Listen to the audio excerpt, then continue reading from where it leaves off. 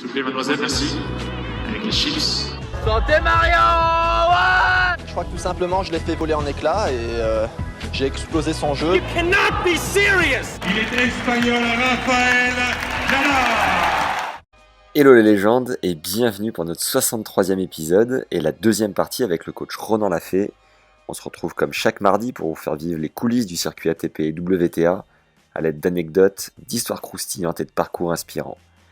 Ronan revient pour nous sur ses collaborations simultanées avec Gilles Simon et Steph Robert, lorsque ces derniers étaient top 20 et top 50, pas mal pour un gars qui a été 15-2 à son meilleur. Il nous dissèque les failles et les forces du spécimen Stéphane Robert, et revient pour nous sur les moments les plus beaux mais aussi les plus durs qu'ils aient eu à gérer ensemble. Lafay balance quelques anecdotes sympas et sa vision de coach sur Roger, Djoko et Rafa. Il nous illustre sa vision du tennis de demain et c'est toujours hyper intéressant venant d'un expert. Ronan nous confie ce qui est le plus dur selon lui dans la préparation mentale après avoir coaché des joueurs de tennis, des golfeurs, des navigateurs et des chefs d'entreprise. Je vous garantis que vous allez en avoir pour votre grade les légendes. Sur les questions de fin, notre invité se montre enfin vulnérable et nous confie la période de sa vie où il a profondément dû se remettre en question grâce à une technique bien à lui qui lui a changé la vie. Pour aller plus loin dans la gestion de votre mental sur le cours, je suis allé vous chercher un prépa mental / sophrologue pour notre 4e masterclass avec Gilles Taraquois, qui a travaillé pour la Ligue Auvergne-Rhône-Alpes, après qu'un certain Gilles Moreton, actuel président de la Fédé, soit allé le chercher pour coacher les jeunes pépites. À travers ce nouveau cours d'1 heure, Gilles nous fait une initiation à la sophrologie, où je vous sers de cobaye, c'est cadeau. Vous n'avez plus qu'à lancer l'audio ou la vidéo et suivre le son de sa voix pour poser votre respiration et gagner en sérénité sur le cours. Cette nouvelle masterclass va te permettre de mieux gérer ton stress en match, en compétition ou dès que tu fais des points, de gérer la peur de gagner quand la victoire est au bout de ta raquette et de reproduire le niveau de jeu de l'entraînement pour jouer aussi relâché en match. Tu as accès à ce nouveau cours en format audio et vidéo et je t'ai également concocté un support écrit pour le suivre. Pour t'abonner et recevoir une nouvelle masterclass tous les 15 jours, tu as un lien juste en dessous en description. Et si tu veux avoir accès à une seule masterclass en particulier, c'est aussi possible, il suffit de m'écrire à max@tennislegende.fr. Place à notre 63e épisode et deuxième partie avec le passionné et passionnant Ronan Lafay. Bonne découverte et bonne écoute à tous. Est-ce qu'il y a des moments où, comme tu as appris sur le tas quand même, cet accompagnement du circuit, des joueurs professionnels, des moments où tu l'ouvrais un petit peu trop, tu poussais un peu trop dans les retranchements et où tu regrettais, te dire « Ah putain, je suis allé trop loin, ah, je le saurais à l'avenir, je ferai différemment ». Est-ce qu'il y a eu des moments où tu as fait des erreurs? Et si oui, lesquelles? À partir du moment où moi, mon coaching il est participatif, ça veut dire que, j'observe la posture du joueur, je prends en compte comment il est dans son état d'esprit, je prends en compte sa posture, et avec ça, en fonction de ces éléments-là, moi, je vais poser des questions. Donc, finalement, je ne prends jamais un risque dingue. À un moment donné, si Steph il n'est pas bien, je ne vais pas lui poser des questions qui vont l'amener encore plus mal. Ce n'est pas ça mon job. Tu comprends? Donc, finalement, des erreurs, marrant parce que je ne sais plus qui m'avait posé ça il y a quelques années. Non. Est-ce qu'il y a des choses que j'ai faites que je ne referai plus? S'il y a un truc, peut-être, c'est, j'allais dire, c'est peut-être, mais bon, non. En tous les cas, dans notre relation à nous avec Steph, non, pas une seconde. Non, pas une seconde, je ne changerai rien. Allez, il y a des moments. Non, mais il y a des moments, par exemple, il a gagné un challenger et je lui ai dit que j'arrête notre collaboration, par exemple. Parce que je trouvais que notre échange, il ne parlait pas assez, il ne s'impliquait pas assez dans le projet. Voilà. Donc, toi, j'ai fait des trucs comme ça. 2018, vous tirez jusqu'où? Jusqu'en quelle année? Et qu'est-ce que vous vivez sur cette dernière ligne droite?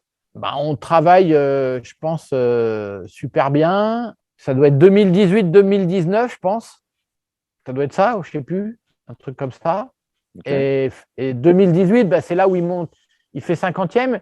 Il fait demi à Hambourg, sur Terre. Et puis après, on part à Washington, on prend l'avion, on arrive le lendemain, je crois. On joue sur dur, il fait chaud, je me rappelle. Et puis, il joue le lendemain ou le surlendemain, je ne sais plus, bref. Puis, il perd. Après, on va à Toronto sur un Master 1000, il repère sur Youzhny. Et c'est là qu'il faut, je pense que mentalement, il faut être fort sur le gros circuit. Parce qu'en fait, à ces niveaux-là, quand tu es 50e, tu ne gagnes pas beaucoup. Donc, il faut accepter en fait, de prendre l'eau. Et puis moi, c'est un moment où je suis avec Gilles aussi. Et donc, je fais la dernière année et demie, je suis avec Gilles et Steph. Donc ça, c'est un moment aussi sympa. Gilles est 20e, Steph est 50e. Bah, je te disais que c'est un rêve éveillé. Gilles vient me voir en me disant je viens de voir, Ronan, on se connaît depuis très très longtemps. Il vient me voir, il me dit voilà, je pense que Steph, il a le plus beau mental du tennis français. Venant de la part d'un mec comme Gilles, si tu veux, c'est quand même énorme. Mhm. Donc, quand je te dis que je viens vers un rêve éveillé, voilà, tout d'un coup, je m'occupe d'un top 50 et d'un top 20. Si tu veux, Ça paraît étonnant pourtant qu'il dit ça alors il a fait face à 1000 problèmes et il a disparu quand à chaque fois, tu vois, on le disait tout à l'heure, il était 61, boum, il repart parce que trop de projecteurs. Et Gilles, selon toi, pourquoi est-ce qu'il juge qu'il a le meilleur mental du tennis français quand même? parce que pour Gilles, Steph, quand il joue, il joue. En fait, il joue tout le temps. Il n'arrête jamais de jouer. Il y a des moments où il n'a pas été bien, il a sombré, mais autrement, quand il joue tout le temps. Il cherche toujours une solution. Il y a toujours un moment où il peut, voilà. Donc, il est toujours en train de chercher ce qui va faire tourner voilà. Donc, c'est en ça qu'il a trouvé qu'il avait un mental, voilà, le meilleur mental du tennis français à l'époque. Et juste avant de continuer sur le tandem, Gilles-Stéphane, qu'est-ce que tu as ressenti quand tu as vu Steph jouer contre Djoko à Rome? Là, pour le coup, c'était en 2016, où il plante 33 coups gagnants, il marche sur l'eau, c'est monstrueux ce niveau de jeu. C'est le rêve que j'avais, la vision que j'avais du tennis de Steph et la vision du tennis de haut niveau que j'avais dans les années futures. C'est-à-dire que Steph, lui, il s'est entraîné à jouer de n'importe quelle zone du terrain et à pouvoir mettre des winners partout. Voilà. Nous, on s'est entraîné pendant des années à ça. Donc, il est capable de n'importe où, d'être très précis quand il est dans le bon état d'esprit. Et ce jour-là, il l'a été. Steph, il était prêt pour moi. Dommage qu'on s'est connu à 21 ans, mais pour moi, je pense qu'il retournait comme un mec du top 10. Il servait malheureusement pas comme un mec du top 10. Mais je pense qu'il y avait. Moi, je croyais qu'il allait être beaucoup plus fort que ça. En tout cas, tu m'aurais dit, Steph, il va être top 10, j'aurais dit oui. Je pense qu'il a une qualité de frappe, il a un retour, mais de malade. Il est capable, en coup droit et revers, de mettre tout le monde loin. Donc, quand tu retournes déjà, tu pèses. Bah oui, tu pèses sur l'adversaire et contre n'importe qui. Tu leur montres que finalement, Gilles et Steph, ils pèsent très, très lourd en retour. Et il a quoi? Il a un œil qui voit plus vite que la moyenne? Je pense qu'il a un œil qui va plus vite que la moyenne. Je pense qu'il est capable aussi. Nous, on a fait beaucoup, beaucoup de travail de méditation sur cette attitude, justement. On a travaillé sur le calme pour ne pas lâcher le terrain très tôt, trop vite. Il avait tendance à se jeter très vite, trop tôt dans la balle. Donc, il y a un vrai travail sur les pieds pour garder justement du sol très longtemps, pour pouvoir, au dernier moment, être efficace. Donc, il y a eu aussi, et puis tout le travail qu'on a fait de relâchement, aussi bien mental que physique, voilà, ça fonctionne à merveille pour ce moment-là, en tous les cas. Il a manqué quoi pour battre Djoko ce jour-là, tu penses? Il manque à Steph, j'allais dire, de ne pas avoir performé assez tôt et de ne pas avoir assez cette habitude d'avoir au bout de la canne des grands joueurs. Voilà. C'est ça qui lui a manqué. Il n'a pas eu, dans sa jeunesse, il avait un peu les mêmes soucis. Il ne voulait pas être dans les tout meilleurs. Tu vois, il y a eu toujours eu ce souci-là. Et je pense que c'est juste ça.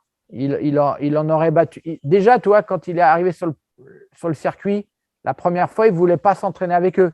La deuxième fois, en 2018, il a joué beaucoup avec eux. Donc voilà, tu vois, c'est tout ça, en fait. Dans la construction d'un champion, il y a tous ces détails qui font qu'à un moment donné, il ne va plus les regarder, il va les jouer, il va se rendre compte. Voilà. Et je pense qu'il ne les a pas assez joués, ces mecs-là, à l'entraînement. Et il ne les a pas battus assez à l'entraînement pour dire, voilà, tiens, regarde, je suis capable. En fait, je suis capable, il est très important d'avoir ça en tête, tu vois. Et si tu n'as pas ce je suis capable, c'est compliqué. C'est très compliqué. Voilà. Donc, c'est ça qui lui a manqué. Je te donne un exemple parce qu'il joue Djoko à ce moment-là. Derrière, il joue Anderson, qui est top 20 à l'époque. Il gagne 4-7. Derrière, il joue Zverev, qui est jeune à l'époque. Et ils sont à 1-7 partout. Et Steph fait le break. Je crois qu'il mène 3-1. À lui de servir. Et là, tout d'un coup, il est paralysé parce que dans sa tête, il se voit gagner le match. Et il se dit, mais c'est pas possible, ça serait complètement dingue et tout. Et là, c'est fini. Voilà la problématique. Elle est là. C'est qu'à un moment donné, c'est tellement énorme pour lui, d'où il vient, tu vois, qu'il n'a pas été élevé assez à ça, on va dire. D'accord. Tu vois. Et ça, c'est très important. Donc la solution dans ce cas-là, c'est de se confronter le plus tôt possible à la performance, en tout cas plus poussée que ce que notre cerveau a la capacité, que ce que notre cerveau se croit capable de faire en tout cas. Oui, mais je ne peux pas dire ça parce que tu vois, Steph, il était -2 à 20 ans, -30 à 21. Donc tu peux te dire que c'est quand même énorme. Oui. Mais chacun a sa mesure en fait. Voilà, mais en tous les cas, dans son fort intérieur, à un moment donné, il n'a peut-être pas rêvé assez de pouvoir les battre, ces mecs-là. Yes. En étant jeune, peut-être. Tu vois, je pense qu'en tous les cas, c'est important, ça. Voilà. Un traditionnel rappel pour nous filer un coup de main qui, je t'assure, fait la diff sur le long terme. Mets-nous un like dès maintenant si t'es sur YouTube, 5 étoiles si t'es sur Apple Podcast et un commentaire sur les 2 plateformes, c'est du fuel pour nous pousser à continuer de te régaler. Souviens-toi que tu as aussi accès à la 4e masterclass avec le prépa mental et sophrologue Gilles Taraquois qui a travaillé pour la Ligue Auvergne-Rhône-Alpes. Gilles nous fait entre autres une initiation à la sophro pour apprendre à te servir de la respiration dans le but de gagner en relâchement et en plaisir sur le cours. Je vous ai enfin mis en place une offre à l'année, c'est tout bénef, c'est en lien en description. Allez, on y retourne. Avant de basculer sur Gilles, est-ce que tu peux nous dire le plus beau moment que tu as vécu avec Steph et le moment le plus dur sur le circuit? Le moment le plus beau, je pense que c'est… Alors, il y a eu des moments, il y a eu un moment exceptionnel. Il jouait, mais incroyablement sur herbe. Il mettait des doudounes à tout le monde en 2018 à Wim. Les mecs, je me rappelle qu'il y avait un mec qui était top 40 là, un Italien, je crois, qui lui a même proposé de l'argent tellement il avait joué grave en lui disant voilà, je te dois combien parce que il marchait sur l'eau, vraiment. Et pour moi, il a un jeu d'herbe de dingue, Steph, et tu vois. Et au tirage, il joue l'Argentin là, qui sert là, comment il s'appelle? Del Potro. Il joue Del Potro au premier tour. Ouais. Voilà, donc c'est dur à jouer Del Potro, tu vois. Mais voilà, je pense que ce moment-là, pour moi, je me rappelle la semaine, là, on faisait un travail de malade, c'était fabuleux. On était en osmose, on travaillait ensemble, on se parlait, et justement, derrière, il fait demi-Hambourg, tu vois. Et contre Delpo, il fait quoi? Il prend 3-7. Ça démarre mal, il est un peu nerveux, il n'aimait pas trop ces jeux-là, tu vois. L'autre lui bricole sur le revers, je crois, il lui fait des chips de revers de mémoire, hein, je ne me souviens plus trop, mais voilà, c'est pas top. Et le moins bon… Ce que tu avais aimé particulièrement dans cette période, c'est votre fusion, communication et les résultats. Je dirais pas fusion, ça ne veut rien dire fusion. C'est l'échange. Votre osmose, voilà. Tu as dit votre osmose. Ouais. Ouais, j'ai dit l'osmose? Ouais. Ouais, ok. Ok, je suis pas sûr que j'ai dit ça, mais peut-être. Hop là, Ronan, ralenti et retour en arrière. On faisait un travail de malade, c'était fabuleux. On était en osmose, on travaillait ensemble, on se parlait, c'était… Tu vois quand tu veux, hein? Fais-moi confiance. Allez, on y retourne. Mais en tous les cas, oui, c'est ça. En tous les cas, c'est cet échange. C'est lui partager ce qu'il ressentait, et du coup, moi, je pouvais le challenger s'il n'y avait pas ça. Et là, effectivement, c'est… déjà, on rigole, il est 50e mondial, quoi. Tu vois, il est 50e mondial, il a 38 ans, je crois. Et juste entre nous, pourquoi fusion, ça ne veut rien dire? Parce que je pense que lui, il a sa personnalité, et moi, j'ai la mienne, et il n'y a pas de fusion là-dedans. Ok. C'est chacun son job. Il n'empêche qu'on se rejoint sur un truc pour partager, mais il y a pas, on n'est pas collés ensemble. Ouais. Il a sa personnalité, j'ai la mienne, et point. Okay. Tu vois, ça reste pour moi important. Moi, je suis là pour former des champions. Je ne suis pas là pour l'amener dans mon territoire et dire il est à moi. Et Hmm. Tu vois, au contraire, moi, je forme pour qu'ils deviennent forts et point. Yes. Le moins bon, tu voulais? Le plus dur, ouais. Bah, le plus dur, c'est peut-être qu'il se blesse là quand il est 50e. Il part jouer la tournée sud-américaine là et il se fait une pubalgie et du coup, moi, je vais pas à Indian Wells. Je le rejoins à Miami, mais on peut pas s'entraîner vraiment. Après, il fait Roland, on s'entraîne pas. Tu vois, c'est une fin un peu, voilà, c'est un peu dommage. Voilà, à ce moment-là, on travaillait bien, c'était chouette et bon, mais tu vois, j'ai du mal à dire. Je fonctionne pas tellement comme ça en fait. Hmm. Bah, on peut parler de Gilou, je pense, du coup, qui était. Qu'est-ce que tu as ressenti déjà quand un gars qui est 20e mondial, je crois que j'ai lu quelque part ou sur ton site, il témoigne qu'il te connaît depuis là, qu'il a l'âge de 10 ans. Donc, tu es quelqu'un en qui il doit avoir confiance, j'imagine, au moment où il vient te chercher déjà. Mais toi, qu'est-ce que tu as ressenti qu'un mec qui soit 20 mondial vienne te chercher? Bah, déjà, il est 20 mondial, mais je le connais depuis tout petit, donc c'est pas comme si c'était un mec qui est 20 mondial. Qu'est-ce que je me dis? Bah, c'est lors d'un entraînement avec Steph à l'US.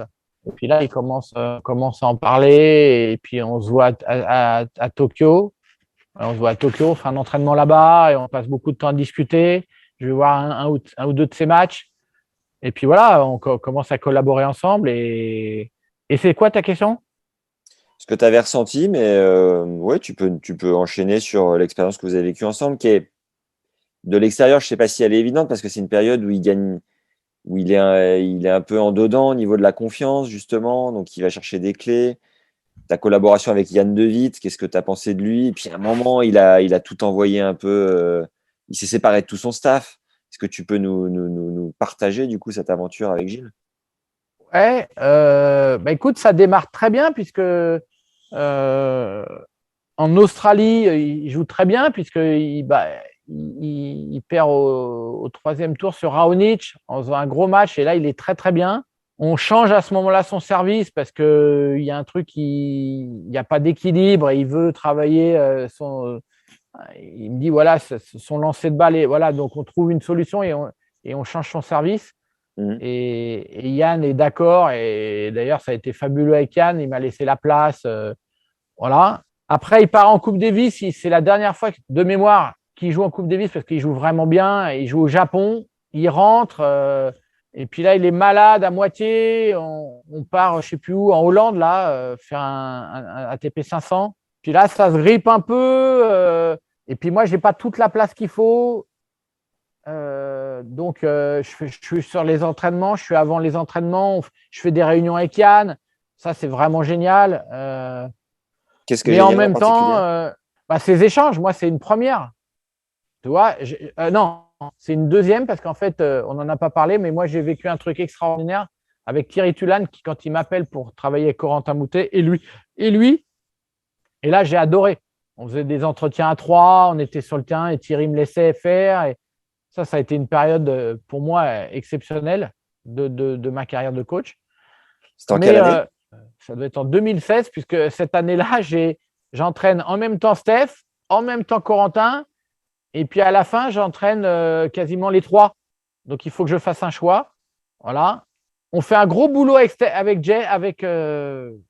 Gilles, pour moi. Ça ne paye pas en termes de résultats, mais pour moi, on fait un gros boulot sur la prise de conscience. Mais comme il me dit, bah voilà, je viens de chercher à 34 ans et bah voilà, il n'y a pas beaucoup de place, toi, dans les entraînements pour moi. Il y a pas de moment. Voilà. Et puis du coup, moi, je suis un peu fatigué et Gilles me demande de partir à l'US, avant l'US, à Winston-Salem. Je viens de finir avec Steph à Roland et je suis vraiment fatigué de cette année et demie là. Et je lui dis, je ne suis pas prêt à y aller. Et voilà, c'est après qu'il décide Et je pense que c'était une bonne chose.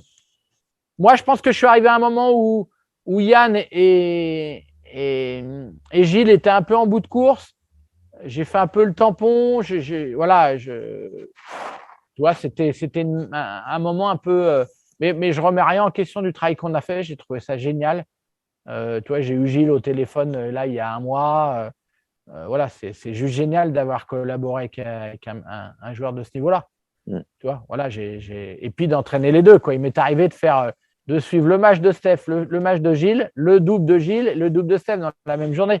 Bon, bah voilà, si tu veux, tu manges sur le terrain, c'est quand même, tu vois, c'est ouf. Est-ce que, comme les deux parlent énormément et sont quand même des fins tacticiens de ce sport et puis juste des passionnés, est-ce que tu te souviens d'une soirée en particulier où, je sais pas, vous avez parlé tennis jusqu'au bout de la nuit? Est-ce que tu pourrais nous faire vivre un souvenir un peu mémorable comme ça? Ou une anecdote? Bah, il y a des moments où, oui, comme tu dis, les deux, je me souviens d'un match, on est à Madrid avec Steph, et puis je sais pas, tout d'un coup, il est minuit et il me dit ça va pas. Il jouait Gaël, mon fils, le lendemain, et là, nous voilà partis à discuter, il était minuit, quoi, jusqu'à je sais pas quelle heure, tu vois. Donc ça fait partie du truc.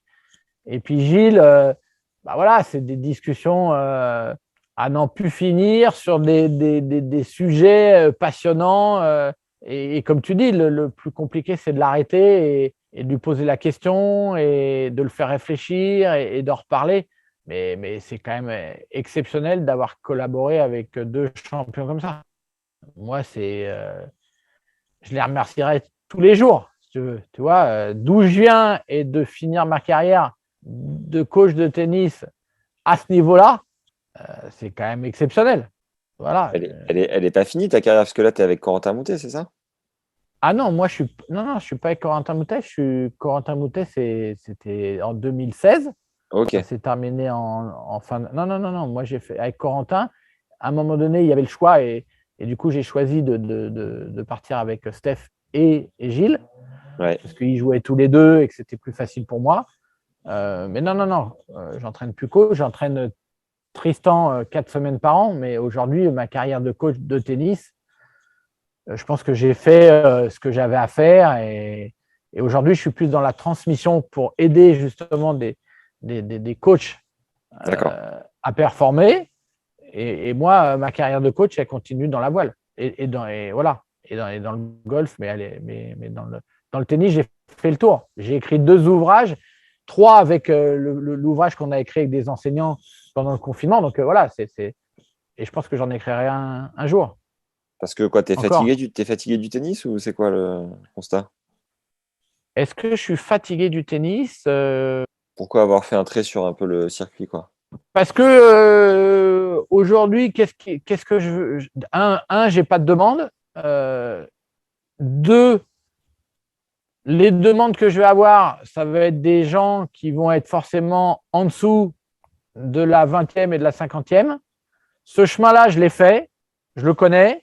Moi, j'avais pris Gilles parce qu'il y avait l'idée de gagner un grand chelem ou en tous les cas de gagner un Master 1000 et c'était ça qui m'excitait. Moi, je croyais en Gilles et moi, je pense qu'il aurait pu être numéro 1 mondial et c'est pour ça que je suis allé dans l'aventure. Là, aujourd'hui, déjà, des joueurs, il y en a plus beaucoup. Et puis, quand j'ai connu le plus haut niveau, j'ai connu des budgets conséquents pour être dans les meilleures conditions. Je ne sais pas si j'ai envie de repartir. Là, je le fais avec Titi parce que je forme en même temps son papa et il a 13 ans et je n'ai jamais fait ça, cet accompagnement. Mais, et je le fais, je te dis, 4 semaines par an. Mais moi, aujourd'hui, mon rêve, c'est de faire gagner un Vendée Globe à un skipper. Voilà, c'est ça mon rêve aujourd'hui. Allez, juste pour revenir sur Corentin Moutet, qui était encore plus volcanique à l'époque, est-ce que tu peux nous partager, toi, comment tu l'as pris quand tu l'as eu? Où est-ce que tu as eu la sensation de l'emmener? Et peut-être un souvenir ou deux pour nous imaginer le tout. Bah, écoute, moi, c'est un moment assez court de ma carrière de coach, mais en même temps, j'ai plein de très, très bons souvenirs de moments extraordinaires. Voilà. En fait, le premier, c'est notre rencontre. C'est-à-dire que Thierry nous invite, c'était la veille de Roland-Garros Junior. Co est junior première année ou deuxième année? Première année. Et on se retrouve au CNE avec Co, Thierry Tulane et moi. Et donc, moi, mon job, c'est de poser des questions. Le job de coach, c'est d'en poser aussi. C'est de voir si ça va coller, tout simplement. Puis, à un moment donné, ça fait 2h30 qu'on y est. Et là, Thierry se lève et dit, bon, bah, les gars, on se retrouve demain. OK. Et puis, après, je dis à coach, il était, je ne sais pas quelle heure, il était 18h. Tu vois, on est tous les deux au CNE et on va dans la salle d'époxy. Tu vois ce que c'est c'est une salle, tu peux mettre de l'altitude, tu peux mettre de l'oxygène, etc. Ok. pour faire croire que tu es en altitude. Ouais. Bref, on va dans cette salle-là. Et puis, je ne sais plus pourquoi. Soit on fait une séance de sophro, soit Co, il s'allonge et on travaille de la respiration, un truc comme ça. Et on se connaissait à peine avec Co, toi. Ça faisait 3 heures qu'on était en train de discuter ensemble. Et puis, tout d'un coup, il se lève, il me dit, Ronan, j'ai une idée. Donc, il a Roland Garros junior sur terre le lendemain. Hein. On est au CNE sur dur. Il me dit, moi, ça fait je ne sais pas combien de temps que je n'ai pas touché une raquette. Il me dit, écoute, on va faire un match ensemble et je t'explique les règles. Et là, je me dis, mais où on est? On est tous les deux au CNE, il n'y a plus personne. Puis il me dit, bouge pas, je vais, je ne sais pas, aux toilettes. Et puis, il voit un jeune black qui s'entraîne à l'époque à… Il va peut-être se reconnaître. Il s'entraîne à Poitiers. Et il est là, je ne sais pas ce qu'il branle le mec, mais il est là. Et Co, il a le pack, il dit, bah tiens, on va jouer tous les deux sur le terrain, on va faire un set ensemble. Moi, je ne connaissais pas Co, je n'avais jamais vu. Je dis, bah écoute, est-ce que tu peux m'expliquer les règles du jeu? Tu veux que je fasse quoi? Est-ce que j'interviens? Qu'est-ce que tu veux faire et tout? Et puis, il me dit, non, on va discuter au changement de côté tous les deux. Et puis, je veux me lâcher. Et puis, il fait son set comme ça. Et puis, à la fin, il me dit, bon, bah voilà, on se retrouve demain à Roland. Mais comme ça, truc qui vient de nulle part, toi. Ouais. Et puis, il commence et l'échauffement, il met une balle sur le périph' au bout de 2 minutes. Et je dis, bon, bah, voilà, on y est. Et je crois qu'il passe 1 ou 2 tours, c'est costaud et tout. Et puis, il joue un mec, un Argentin, je crois, il me semble, le matin. Et puis, l'après-midi, il jouait Blancano en quart ou en 8e, je ne sais plus exactement. Et puis, alors, évidemment, il est en colère parce que Blancano n'a pas joué le match le matin et lui a déjà un match dans les pattes. Donc, si tu veux, ça l'énerve au plus haut point. Et puis, je ne sais pas pourquoi, à un moment donné, il me dit tiens, viens, Ronan, on va aller dans la salle de kiné. Il trouve une salle de kiné sous le Langlen, là. Et puis, il me dit bah, tiens, on va s'installer là pour discuter et tout. Puis, on discute. Puis, à un moment donné, je ne sais plus pourquoi, on en arrive à parler de la respiration. Il me dit je vais faire de la respiration. Je lui dis, tu veux qu'on éteigne la lumière? Il me dit oui. Donc, nous voilà dans la salle. Lui, il est allongé sur la table. Il fait de la respiration. Et puis, tout d'un coup, il se lève. Il me dit, c'est bon. Hyper calme. Et là, il démarre le match contre Geoffroy en trombe. Je ne sais plus, il mène 4-1 en 2 secondes et demie. Et voilà. Et c'était, avec Co, ça a été magique. Et Co, il passait un tour en futur à ce moment-là. Et à un moment, il part tout seul à l'autre bout de la Russie ou je ne sais plus où. Bon, bref, il part faire 2 tournois et il part tout seul à 17 ans faire le premier et il gagne le futur. Donc, on s'appelle, on s'envoie des messages et tout avant la finale. Il me dit alors, qu'est-ce qu'il faut que je fasse et tout. On rigole. Parce qu'en fait, moi, je ne lui donnais jamais de conseils. Et il gagne le tournoi et après, Thierry va le rejoindre et il gagne le deuxième futur. Donc, en fait, il s'envoie 2 futurs en 2 semaines, alors que jusqu'à présent, il passait un tour. Voilà, donc là, c'est magique. Et c'est, voilà. Et tu disais que quand tu as collaboré avec Gilles, toi, tu voulais aller taper la première place mondiale, même si à 34 piges, putain, c'était quand même hyper ambitieux. Tu t'es pas dit… Non, j'ai pas dit que je voulais aller taper la première place mondiale. J'ai dit que moi, je pensais que Gilles Simon aurait pu être numéro 1 mondial. Quand on a travaillé avec Gilles, c'était pour aller le plus loin possible en grand chelem, faire une demi, puisqu'il a fait 1 fois quart, et gagner un ATP 1000. Voilà, c'est ça. Ouais. Ok. Mais du coup, à cette époque-là, tu t'es pas dit putain, je tiens peut-être mon projet, j'ai peut-être la pépite avec Corentin qui peut aller plus haut que les autres, en tout cas. Bah, ça a été un dilemme pour moi. voilà, ça a été un choix et tu as des choix à faire dans la vie. Moi, j'ai fait celui-là et je le regrette. Je le regrette pas aujourd'hui par rapport à ce que j'ai fait de ma carrière. Et je regrette parce que j'aurais aimé connaître Co plus tôt et l'accompagner. Ça, c'est une certitude. J'ai adoré travailler avec ce mec-là. Il a découvert ce que c'était la pédagogie participative et ça a matché mes grave tous les deux. Donc, ouais, c'est un mec que j'adore. Voilà. J'adore. Pédagogie participative, ce que tu disais aussi avec Steph, c'est cet échange permanent, ce va-et-vient, cette communication. C'est ça? Ouais, c'est de dire que le coach, en fait, il ne sait pas. Moi, j'ai mis beaucoup de temps à savoir qui j'étais et je n'ai pas la prétention aujourd'hui de dire bah voilà, j'entraîne un mec top 20, j'entraîne un mec 50, j'entraîne un mec 200. Je n'ai jamais été à ces niveaux-là. Moi, je ne peux rien leur amener là-dessus. Ce que je peux leur amener, c'est de découvrir qui ils sont. Voilà, et de ce qui ils sont va amener la performance. Donc, moi, mon job, il est là.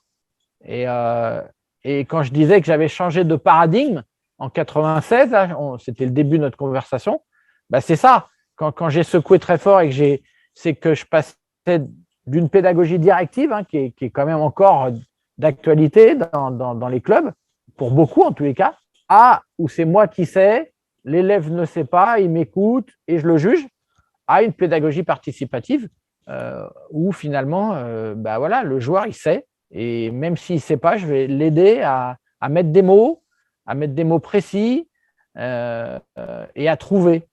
Parce qu'une fois qu'il trouve, bah, son estime grandit. Son estime grandit, ça veut dire qu'il a encore envie d'aller monter sur la montagne. Voilà. Et moi, c'est ça mon job, de le pousser à réfléchir. Et finalement, un champion, c'est un mec curieux avant tout. Ce n'est pas un mec qui tape bien dans la balle. Il y en a des tonnes qui tapent bien dans la balle. C'est un mec curieux et qui avance, qui cherche et qui trouve. Ah, c'est ça qui est chouette. J'ai peut-être une réponse à la question que j'avais après, dans la mesure où Thierry Tulane, qui est à la Fédé depuis toujours, est venu te chercher, a priori, pour Corentin. Ta méthode, comment est-ce qu'elle est acceptée? Pardon, ta pédagogie, excuse-moi. Ton concept, bordel de merde. Voilà.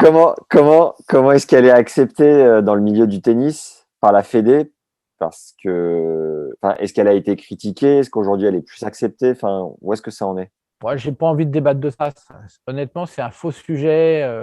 Moi, aujourd'hui, je fais mon chemin. Moi, pendant des années, j'ai eu envie d'échanger. J'ai eu envie de. Là, aujourd'hui, c'est pas que j'ai plus envie. Ouais. C'est que voilà, chacun son chemin. Moi, j'ai le mien. Je fais mon chemin. J'aide le tennis français.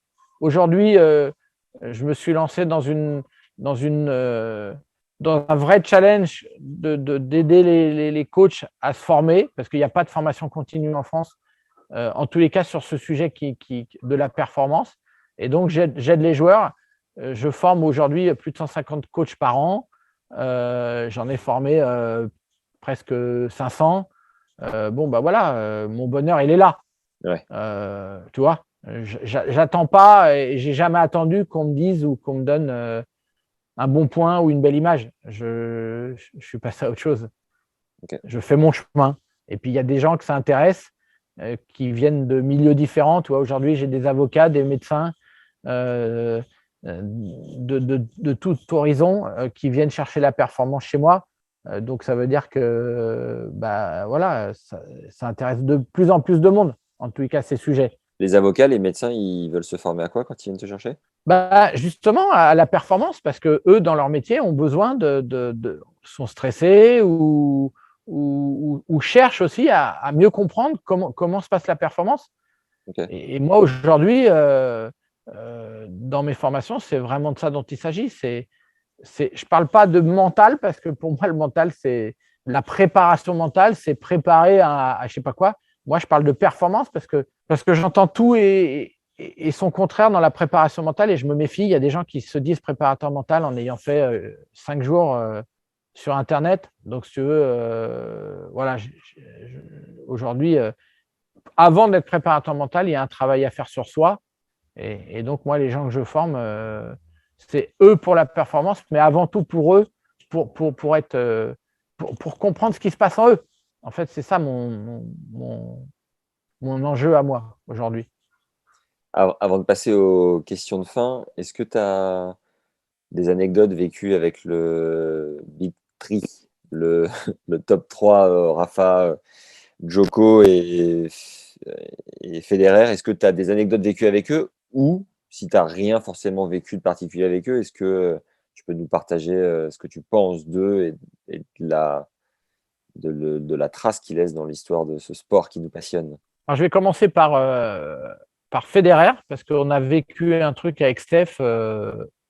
C'était quelques jours avant le tournoi en Australie, en 2018, l'année où il gagne, je crois, où il 2017. revient. Et 2010. Ah bah alors c'est 2017.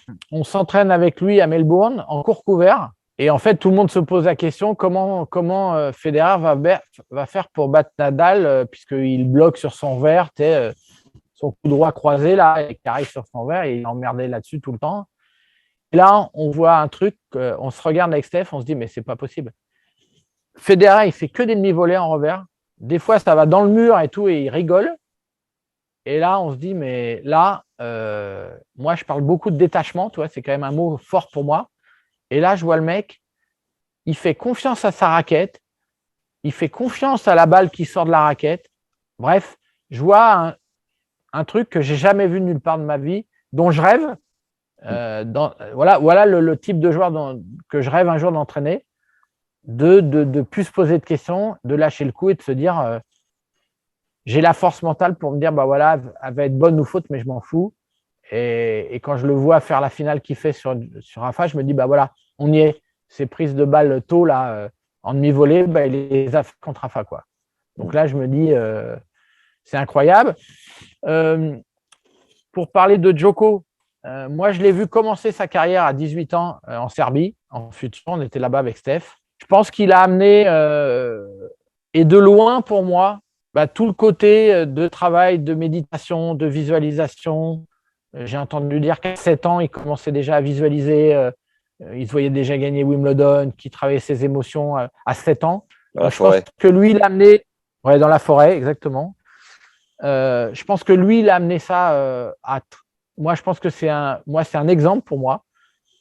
Parce que quand tu prends son jeu séparément, il n'y a pas un coup qui fait mal, à part le retour qui est exceptionnel. Mais le reste, il n'y a rien il n'y a pas un mec du top 100 qui a moins que lui, on va dire. Pour moi. Il sert pas, il est précis, certes, mais il y en a d'autres qui sont précis. Voilà. Et je trouve que avec ce jeu-là, il a été capable de. Et je suis déçu pour lui qu'il n'ait pas fait le Grand Chelem. Je trouve que c'est énorme, tout simplement. Voilà, j'ai un énorme respect pour ce mec-là parce qu'il a poussé très très loin.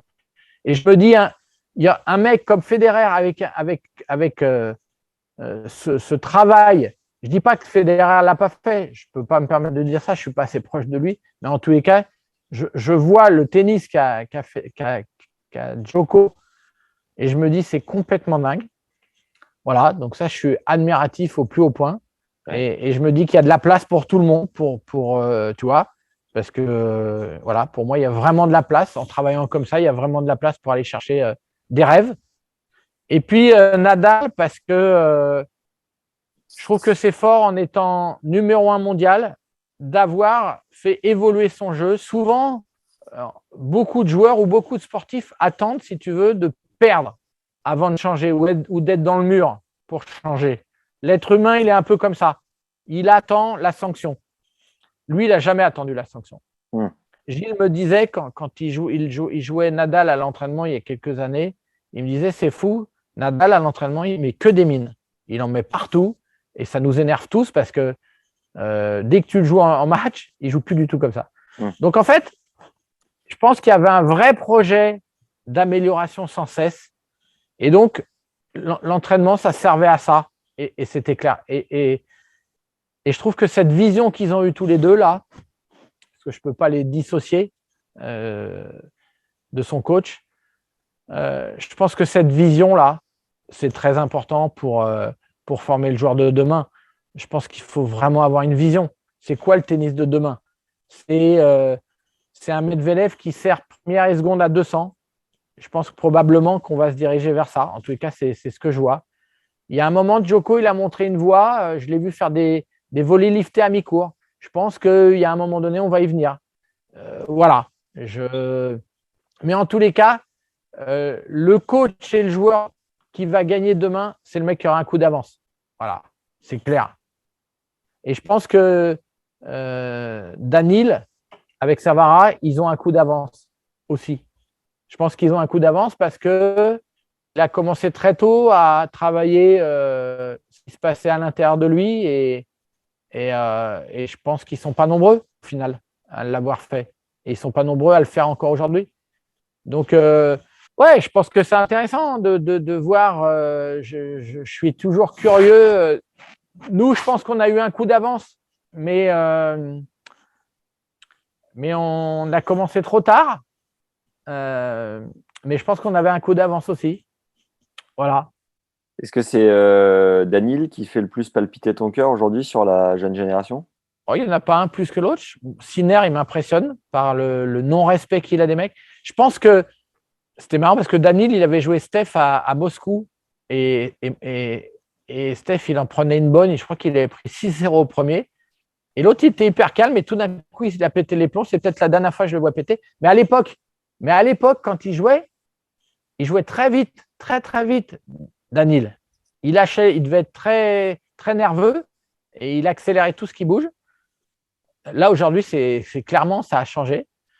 Mais je pense que ce qui m'intéresse dans les générations futures, je pense qu'il y a quelques années, le tennis, si je prends l'exemple de la France, fallait se protéger, en gros. Il y avait une forme de protection. Finalement, la plupart des jeunes qui sortaient des écoles, etc., ils voulaient quoi? Ils voulaient avoir un CDI, ils voulaient, etc. Tu vois? Et dans le tennis, finalement, et je pense que c'est pour ça qu'on était bon à l'époque, il fallait jouer la diag, il fallait jouer la sécurité. Puis quand tu avais la balle à mi-court, alors il fallait envoyer. Voilà. Et puis est arrivée une bande de jeunes là, qui eux, alors je pense qu'il y a eu les Kyrgios, il y a eu les. Je ne sais plus quel joueur australien là aussi qui compète, Tomic, qui ont commencé, Dolgopolov. Je pense que c'était une transition un peu, où les mecs, ils ont commencé à ouvrir le jeu tout le temps, n'importe où. Et je pense que Steph a fait partie de cette génération. Je pense qu'il en mettait partout, Steph, de partout. Il pouvait jouer toutes les zones. Et nous, je pense que c'était ça notre coup d'avance. Voilà. Et je pense qu'aujourd'hui, le monde, c'est un monde d'aventuriers. Je pense qu'il y a tout à créer. Je discutais avec un ancien d'HEC que j'ai vu dernièrement et il me disait, tu sais que maintenant, les jeunes qui sortent d'HEC, 60% veulent créer leur business ou leur start-up. Et moi, quand j'y étais, ils voulaient tous être en CDI ou fonctionnaire. En fait, c'était important le CDI. Donc, je vois le paradigme qui a changé. Et forcément, le tennis, il profite aussi de tout ça. Et moi c'est ça qui me plaît, c'est d'imaginer ça et de me dire, c'est quoi le tennis de demain? Parce que justement, il y a eu les chercheurs d'or aux États-Unis. Je pense que là, le tennis, il y a tout à réinventer, il y a tout à créer pour moi. Oui, il y a un filet, oui, il y a des lignes, mais aujourd'hui, voilà, Medvedev, il sert à 200 secondes. Sinner, il ne respecte pas Nadal quand il joue. Il lui rentre dedans comme personne ne l'avait jamais fait. Je ne sais pas si tu as vu ce match à Roland, pas celui-là, mais il a joué 2 fois. Mais la première fois, quand il joue en indoor, là, en indoor, quand il fait froid et que c'est en octobre, mais c'est incroyable. J'ai jamais vu un jeune de cet âge-là. Le mec, il est en face, il est quoi? Il est numéro 1 encore, peut-être, ou numéro 2, peut-être, Nadal à ce moment-là. Mais moi, je trouve ça beau. Avant, les mecs avaient du respect. Lui, il n'a pas de respect. Mais tu vois, le respect dans le bon sens du terme, c'est que, OK, il a Nadal en face, mais il va jouer son tennis. Et ça, je trouve que c'est très, très beau.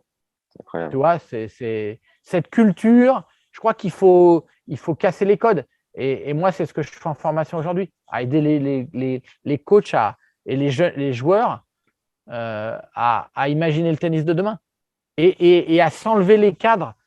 Quand je vois qu'aujourd'hui, on en est encore à faire des gammes, mais je me dis, mais il y a un truc qui ne va pas. Il y a un truc qui ne va pas. Tu remplaces par quoi, toi, les gammes? Mais je n'ai pas envie de répondre à cette question par. Mais en tous les cas, aujourd'hui, il y a de la créativité tout de suite. Donc, même une gamme, il peut y avoir de la créativité parce que sur une gamme, il n'y a jamais la même vitesse, jamais la même longueur, jamais la même vitesse. Et donc, il faut amener du jeu dans tout ça, en tous les cas. Il n'y a pas de répétition. C'est ça que je veux dire.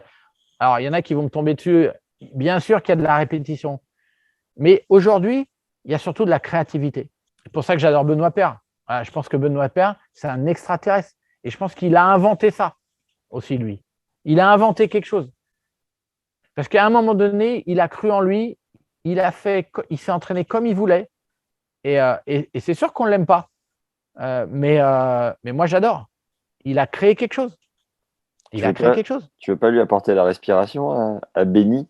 J'ai rien à lui apporter. Il a tout apporté. Le mec a été 18e mondial. Voilà. Je ne sais même pas s'il a fait un footing dans sa vie. Voilà. Et ça, c'est quand même dingue. Et le mec s'entraîne des fois 1 heure, une demi-heure. Et sauf que le mec, il sait ce qu'il fait. Il veut pas être pollué. Et puis ses entraîneurs, il n'en a pas eu beaucoup. Tu m'étonnes. Comme par hasard. Parce que pour entraîner un mec comme ça, faut être résilient, faut comprendre, faut pas juger. Et voilà. Et c'est des mecs comme ça qui sont là-haut. Tu vois, Manarino, il a aussi inventé le jeu. C'est fabuleux. Tu vois? Qu'est-ce que tu trouves aujourd'hui dans le golf et la voile qui t'excite peut-être davantage, j'ai l'impression? Est-ce que ça m'excite davantage? Déjà, là, j'ai eu la chance d'accompagner Armel sur les 2 dernières années. Armel comment? Armel Tripon. Okay. Armel Tripon. Voilà, que je suis depuis 2007. Qui est l'équivalent de qui dans le top 100 du tennis, quoi, qu'on puisse comprendre. Tu veux dire en termes de niveau de jeu? Ouais. Ou en termes de personnalité? Les deux. Il a gagné la Route du Rhum. C'est un mec qui pèse. La Route du Rhum, c'est quoi? C'est comme un grand chelem? Ah non, parce qu'en plus, non, mais il est dans le top 50. La Route du Rhum, c'est quoi? C'est lui, plus un Masters 1000 ou 500? ATP 500? Lui, il a couru sur un bateau avec, on dirait que c'est entre 250 et 500. Okay. J'ai du mal à dire, mais ouais, ça reste un engagement aussi. C'est un ATP 500 parce que faut être funambule pour être sur ces bateaux-là. Donc, ah oui. à tout moment, il peut chavirer le truc. Donc, ouais, si, c'est un. Ouais. Et voilà. Et moi, j'ai eu la chance d'accompagner. Donc, j'accompagne. Moi, à un moment donné, j'allais en Australie avec Steph. Je rentrais. J'allais sur l'eau avec Armel. Dans les tempêtes, on prenait 43 nœuds autour de Groix. C'était complètement dingue. Après, j'allais sur le terrain avec Steph. Je revenais. Voilà. Et donc, c'est génial, toi, en termes de diversité, c'est exceptionnel. Ah oui, bien sûr. Et tu nous as pas dit la personnalité d'Armel sur le circuit tennis. On pourrait le comparer à qui? Moi, je dirais qu'on pourrait le comparer à un Benoît Paire, sauf que il arrive à garder son calme. Mais c'est un artiste. Toi, il a fait évoluer. Il a couru sur un bateau de nouvelle génération. Ils ont pris des risques architecturaux. Il a poussé à ce que ça se fasse. Donc, il avait un nouveau bateau. Et moi, j'ai couru avec lui. On a fait une course ensemble. J'ai navigué très souvent avec lui sur une Formule 1. C'est un bateau qui coûte combien? C'est un bateau qui vaut 5-6 millions. Wow. Putain, mais pour toi, c'est, comme tu disais tout à l'heure, c'est rêver éveillé, quoi. C'est incroyable. Mais bien sûr. Incroyable. Bien sûr.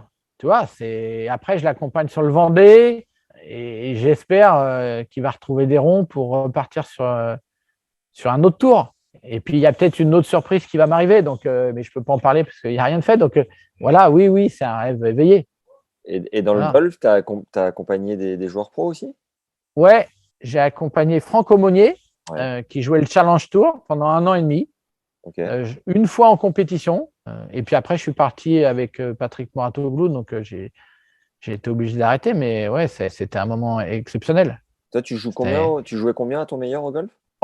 Moi, je n'ai pas fait de compétition. J'ai dû faire une fois une compétition, mais j'ai même pas. Non, mais je sais à peine jouer. Ah ouais, putain, mais c'est fou. Non, mais je sais à peine jouer, je tape dans la balle.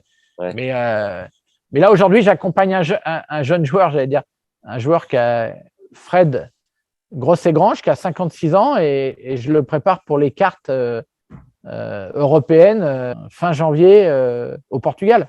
Et donc là, pareil, tu l'accompagnes sur la performance grâce au détachement, quoi. Oh là là, c'est un petit résumé. Hein. Non, il y a un vrai travail. Oh là là, c'est un vrai travail. Il n'y a pas que le détachement. Que tu disais tout à l'heure sur le joueur de tennis, apprendre à le connaître pour que lui se connaisse mieux et lui apporter des clés. Au final, tu reproduis ça, que ce soit dans la voile, le golf, le chirurgien, l'artiste peintre, peu importe. Mais tu sais, Max, le point commun de tous ces champions, c'est qu'à un moment donné, on veut nous faire croire qu'avec de l'intelligence et de comprendre intellectuellement des choses, je vais y arriver. Donc, il y a plein de gens qui comprennent intellectuellement comment ça se passe, etc., les routines, les phases, voilà, et tout le monde comprend tout ça. Et en fait, le plus dur, je vais t'avouer un truc important, le plus dur, c'est de se laisser aller, c'est de s'abandonner au moment où je joue. C'est ça le plus dur. C'est de passer du on au off. C'est à un moment donné être capable intellectuellement de se parler et de sauter dans le vide. Et ça, il y a très peu de monde à pouvoir le faire. Et c'est mon grand combat, si tu veux, contre la préparation mentale.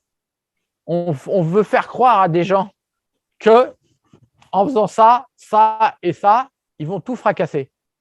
Mais c'est du mensonge. C'est pas vrai. Ça serait trop facile. Et moi, là, le bouquin que je vais écrire, que je suis en train d'écrire en ce moment avec Thomas Giraud, c'est sur la dualité de la performance.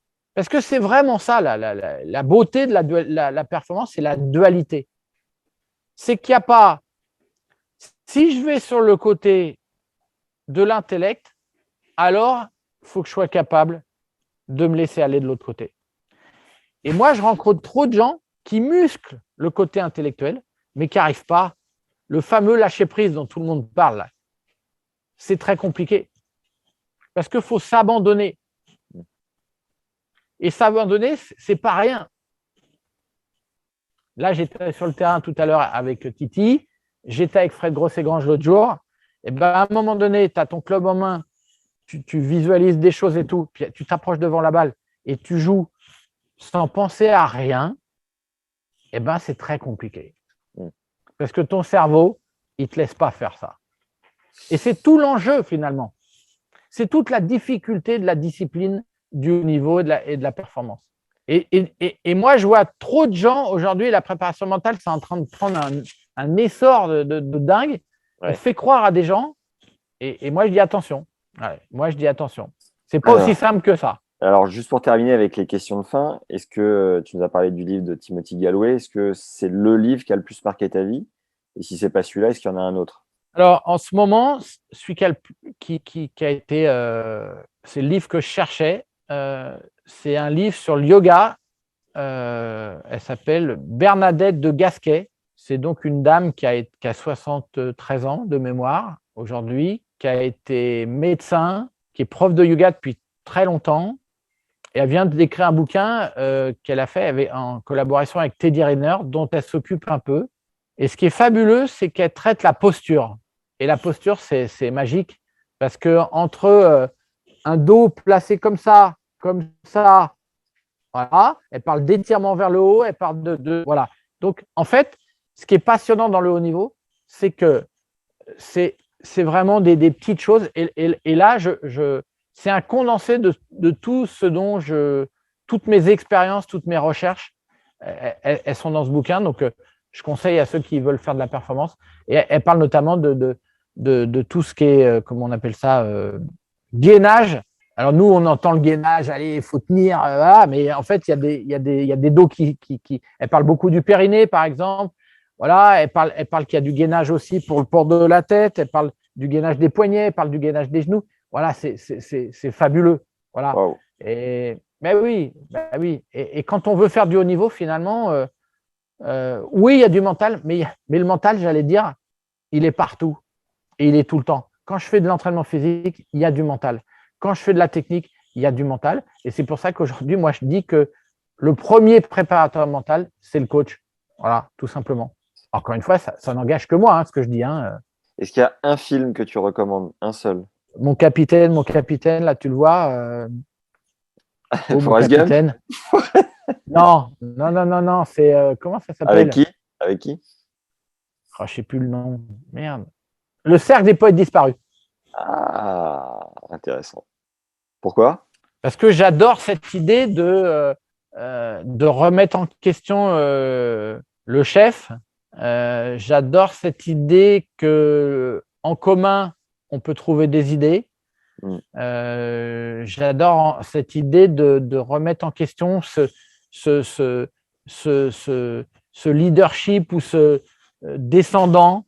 Je trouve qu'on souffre de ça. Moi, je trouve que l'horizontalité, ça amène tellement de belles choses. Donc voilà, je trouve que c'est beau à un moment donné. C'est pas de se rebeller contre quelque chose, c'est de se dire parlons-nous. Oui, il y a un chef, mais le chef, il vaut ce qu'il vaut.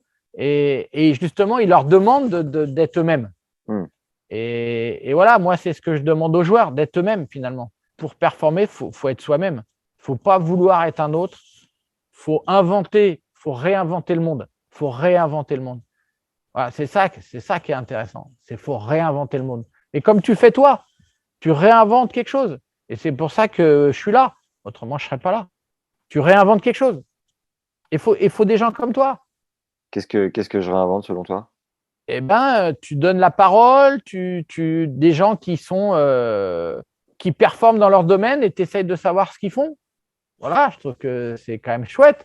Moi, j'aurais adoré qu'il y ait un mec en dehors d'un système qui m'explique ce qu'il a fait, comment il fait. J'adore écouter Sam, j'adore écouter Fred, j'adore écouter tout le monde. C'est bon ça. J'adore ça. J'adore ça. Et je pense que voilà, quand tu as Steph qui parle de sa carrière, je trouve que voilà, il y a trop de conventionnistes, si tu veux. C'est trop haut à un moment donné. Plus personne parle. Et je pense qu'il faut libérer la parole. D'ailleurs, c'est ouf parce que tu m'as suggéré une super idée, c'est de faire un épisode à 3 avec Steph, de débriefer peut-être de moments forts de sa carrière. Je lui ai écrit hier, il m'a répondu tout à l'heure en me disant désolé, pour le moment, la dernière interview, je ne fais plus d'interview sur ma carrière. La dernière, c'était avec toi. J'adore, j'apprécie vraiment ton boulot. Je trouve que tu le fais avec passion, c'est top.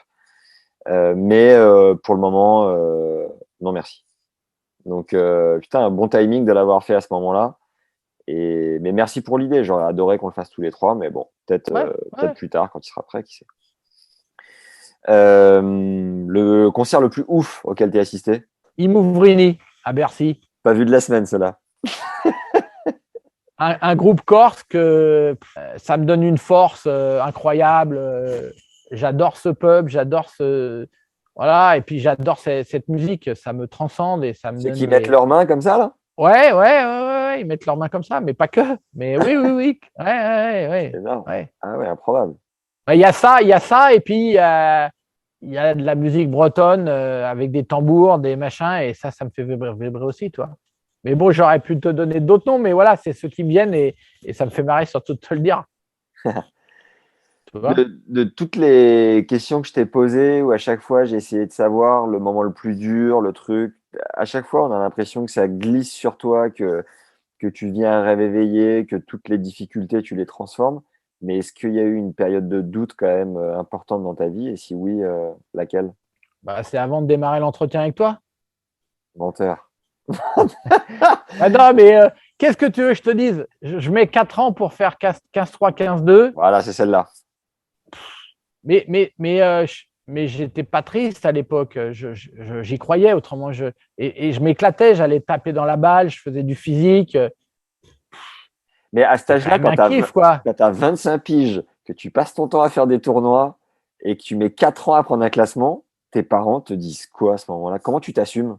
Je sais pas ce qu'ils me disent. Moi, je les ai remerciés d'avoir lâché prise et d'avoir osé m'accompagner et d'y croire. Et tu sais, quand tu as un gamin qui tout d'un coup bosse du matin au soir, il croit grave, qu'est-ce qu'il y a de plus beau, je vais te dire. Mais moi, quand j'ai commencé le tennis, j'étais à 32, je faisais les tournois en stop, je dormais dans les vestiaires. Mais moi, le tennis, c'était l'aventure, c'était les voyages. C'était ça.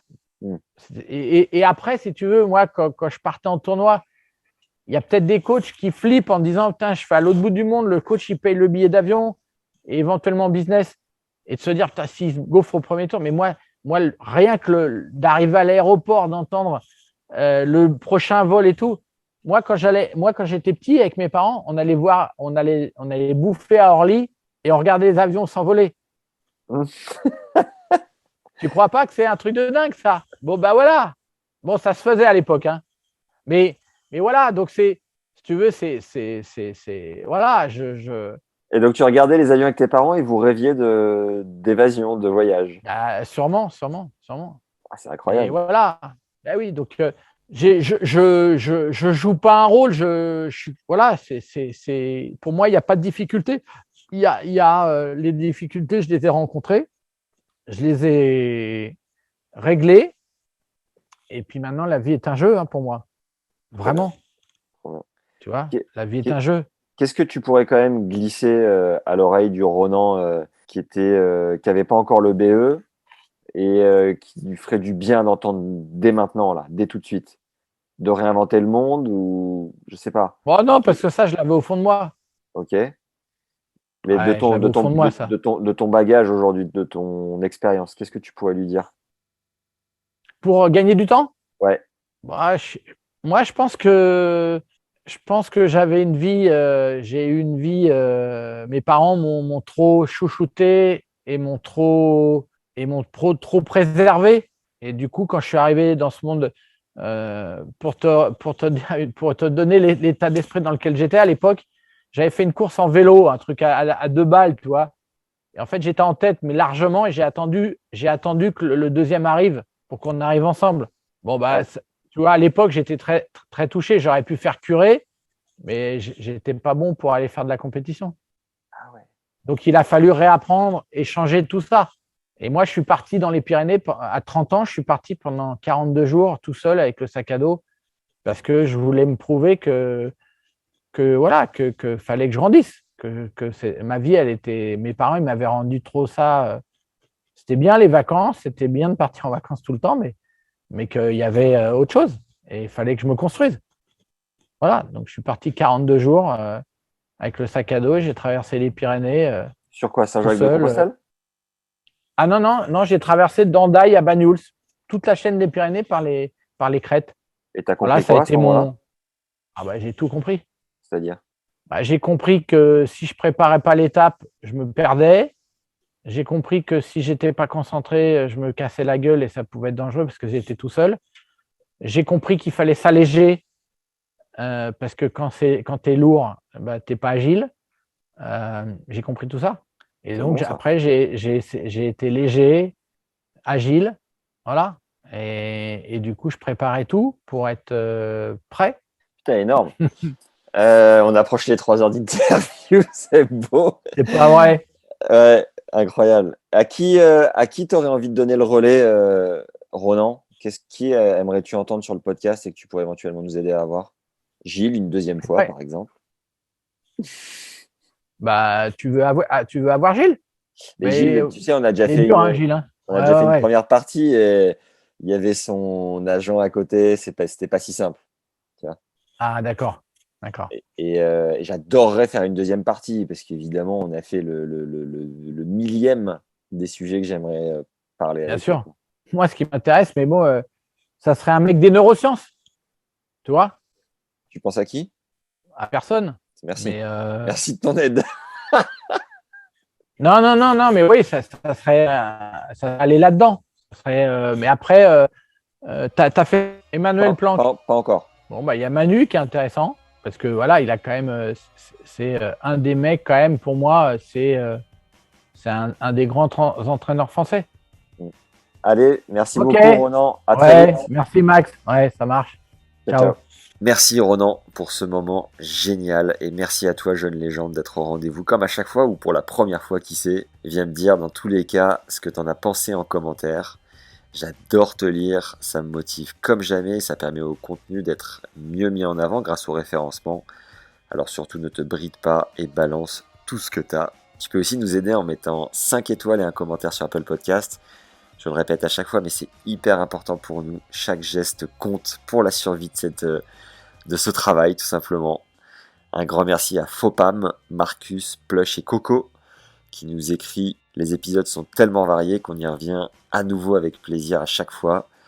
La sincérité et la simplicité de Max et ses invités donnent à ce podcast une authenticité qu'on a plaisir à écouter et réécouter. PS, vivement un épisode avec Stan Wawrinka. Bon les gars et les filles, aidez-nous à avoir Stan, envoyez-lui des messages, peut-être que ça le motivera. » Merci aussi aux tipeurs qui nous soutiennent sur la plateforme Tipeee. Les liens sont juste en dessous pour y accéder. Tu peux nous aider à hauteur de 3 € par mois ou plus si le cœur t'en dit. Chaque épisode représente plus de 10 heures de taf. On a maintenant les hors-séries en plus et on se creuse au quotidien pour te régaler. Alors voilà, chacun à sa manière, c'est toujours ultra cool de se sentir soutenu. On a sorti mardi dernier notre 4e masterclass d'1 heure avec Gilles Taraquois, prépa mental et sophrologue qui a bossé pour la Ligue Auvergne-Rhône-Alpes aux côtés de Gilles Moreton, actuel président de la Fédé. À travers ce nouveau cours d'1 heure, Gilles nous fait une initiation à la sophro où je vous sers de cobaye, c'est cadeau. Vous n'avez plus qu'à lancer l'audio ou la vidéo et suivre le son de sa voix pour poser votre respiration et gagner en sérénité sur le cours. Cette nouvelle masterclass va te permettre de mieux gérer ton stress en match, en compétition ou dès que tu fais des points, de gérer la peur de gagner quand la victoire est au bout de la raquette et de reproduire le niveau de jeu de l'entraînement pour jouer aussi relâché en match. Tu vas apprendre à te servir de la respiration pour gagner donc en relâchement et en plaisir sur le cours. C'est cadeau. Tu as accès à ce nouveau cours en format audio et vidéo et je t'ai également concocté un support écrit pour le suivre. Pour t'abonner et recevoir une nouvelle masterclass tous les 15 jours, tu as un lien juste en dessous en description et si tu veux avoir accès à une seule masterclass en particulier, c'est aussi possible. Il suffit de m'écrire à max@tennislegende.fr. Si tu veux un exemple de cours gratuit qu'on a enregistré en ligne, tu as les 4 secrets du statisticien enregistré avec Fabs Barreau, qui travaille avec Gilles Servara, coach de Danil Medvedev. Tu vas vraiment kiffer, crois-moi. Et tu vas gagner de précieux pourcentages dans ton jeu grâce à la stat, en comprenant mieux que jamais ton style et tes forces, ainsi que tes faiblesses sur lesquelles tu dois bosser. Il n'y a pas de secret. Enfin, si tu veux nous suggérer des idées, des partenariats ou autres, viens me le dire sur LinkedIn à Max Zamora, Z-A-M-O-R-A, ou sur Insta à Max Emia, et E-T-M-I-A, M-I-A, le tout attaché. C'est toujours très cool d'échanger. Et je réponds à tout le monde, sans exception. Bon, ça l'a pas fait, hélas, la semaine dernière pour le hors-série du Challenger de Brest. Dommage. Et sinon, quelques nouvelles d'Hugonis, avec qui on a fait notre dernière hors-série. Il a fait finale avec son compère actuel, le Kazakh Andrei Golubev, sur le 250 de Saint-Pétersbourg même. Il pointe au meilleur classement de sa carrière en double, jusqu'à maintenant 41e, et Andrei est lui 28e, également meilleur classement cette semaine pour lui. Il se partage 150 points et un peu plus de 11 000 $. Ça fait du bien. Je vous précise aussi que notre ami Stéphane Houdet participe au Master de fin d'année en tennis fauteuil à Orlando, en Floride. N'hésitez pas à regarder. C'est possible de suivre en streaming directement sur leur site ou vous pouvez également checker le live score. Et n'oubliez pas d'envoyer un petit mot sur l'Insta de Steph et d'Hugo pour le féliciter de la semaine dernière. C'est toujours ultra cool de se sentir soutenu. Voilà. C'est tout pour cette semaine. N'oubliez pas le bouche à oreille qui nous aide comme jamais. Alors envoyez cet épisode ou votre épisode préféré à quelqu'un susceptible de kiffer. Et surtout, envoyez des souches sur le cours et des bonnes ondes. À très très vite les légendes et prenez soin de vous.